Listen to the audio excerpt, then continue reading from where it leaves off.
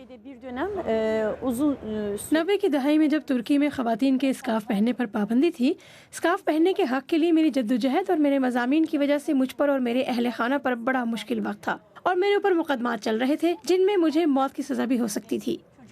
उन दिनों में 1 साल के लिए पाकिस्तान चली गई थी।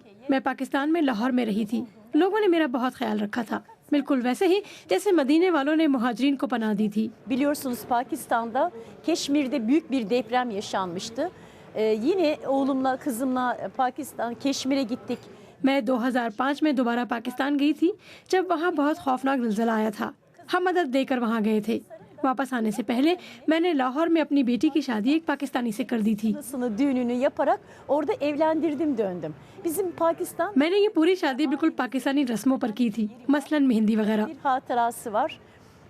Ve bu vesile मेरी पाकिस्तान की यादें बहुत अच्छी हैं और पाकिस्तान आज भी मुझे बिल्कुल अपने घर जैसा लगता है। वहाँ ज़लज़ले जैसी मुसीबतें देखकर हमें बहुत ज़्यादा दुख होता है। başsağlığı diliyorum, geçmiş olsun diyorum. benim için en önemli şey Pakistan के हवाले से मेरे लिए सबसे अहम चीज़ वहाँ के लोगों की दोस्ती है और उनसे बरादराना ताल्लुक़ है। मैं जब वहाँ था तो बहुत छोटा था, लेकिन ज़्यादातर लोगों ने मुझसे बड़ा मुशफ़क़ाना बर्ताव किया, जैसे मैं उनका छोटा भाई हूँ।